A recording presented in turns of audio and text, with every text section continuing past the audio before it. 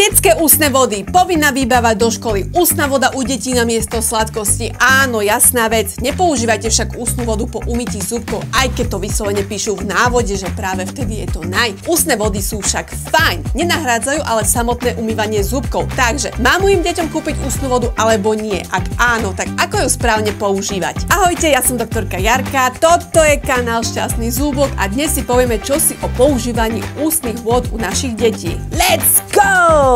Kto si myslí, že ústna voda je nejaký zázračný produkt, vďaka ktorému budú naše zúbky zdravšie?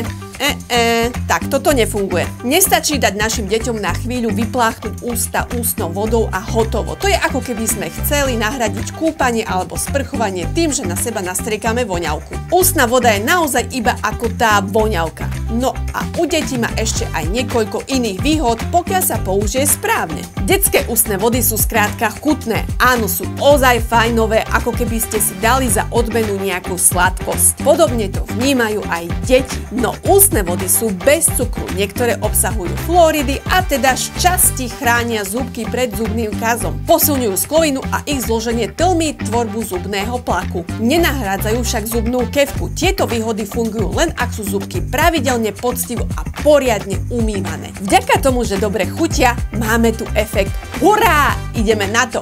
Deťom tak vieme spríjemniť každodennú rutínu umývania zubkov a motivovať ich k tomu, že skrátka hurá! Ideme na to! Tak sa dostávame k tomu, kedy používať ústne vody u detí. Ja osobne by som ústnu vodu pribalila do hygienickej taštičky v škole každému školákovi. Lebo zubky si síce umieme dvakrát za deň, ráno a večer, ale počas dňa netuším, čo môj malá robí, konzumuje a tak. Život má byť sladký, aj čipsy, aj energy drink a tak. Netvárme sa, že naše deťúrence to nerobia, alebo že im to nepodsunú kamoši. Nechcem sa tu teraz tvariť ako nejaké protidrogové, no skrátka moje milé dieťa aspoň po obede v škole si prosím vypláchni pusinu ústnou vodou. Je to easy a rýchle, na rozdiel od prosby, že umý si zuby poriadne aj nitkou, aj medzi zubkou. Ďakujem. To si skrátka dáme večer pod dohľadom. Ústne vody však nepoužívame práve večer po umytí zubkov. Rušia totiž efekt použitej zubnej pasty, ktorá v sebe má tiež určité aktívne zložky. Jednoducho to nemá zmysel. Zubná kefka a pasta urobia tú správnu robotu. Umyjú bordel z povrchu zuba, čo ústna voda nedokáže. Dodajú tie správne látky na ochranu zúbkov pred kazom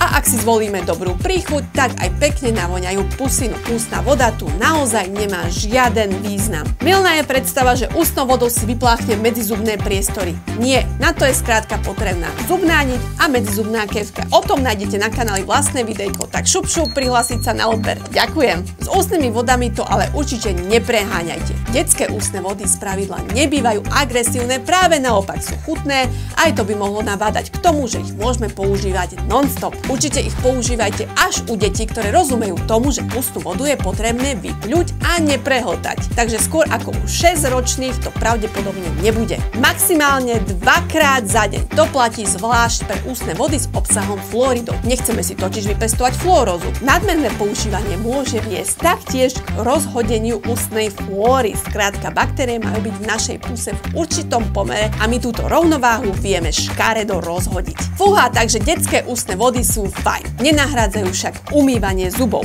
Aha, čas na farebné zuby s ústnou vodou, kde si ukážeme, ako si detská ústna voda poradí s umývaním zúbkov. Ako na tom bude po jej použití plak na mojich zuboch. Tak poďme na to!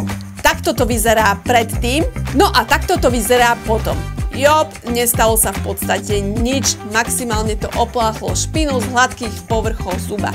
Ale to by dokázala aj samotná slina. Vidíme, že ústne vody tu skrátka nie sú od toho, aby umyli naše zúbky. Sú iba doplnkom celkovej starostlivosti. Ako vidíme v detaile medzi mojimi zúbkami, tam sa neudialo nič. Takže myslieť si, že ústnou vodou si vypláchnem a vyčistím hlavne medzizubné priestory je veľký omyl. Nitka a medzizubka sú skrátka potrebné. No a teraz sa pozrieme na to, čo spraví s plakom kefka, pasta a medzizubné pomôcky. Rozdiel je dúfam jasný. Verím tomu, že ústnu vodu u detí prestaneme používať ako rýchlu náhradu poctivého umývania zúbkov, lebo má svoje výhody, no je potrebné ju používať správne. Nič zlé sa však nestane, ak ústne vody u detí nebudete nebudete vôbec používať. Je to skrátka iba doplnok. Prajem veselé umývanie, zdravé zúbky a my sa vidíme pri ďalšom videjku alebo u mňa v ambulancii. Dovidenia!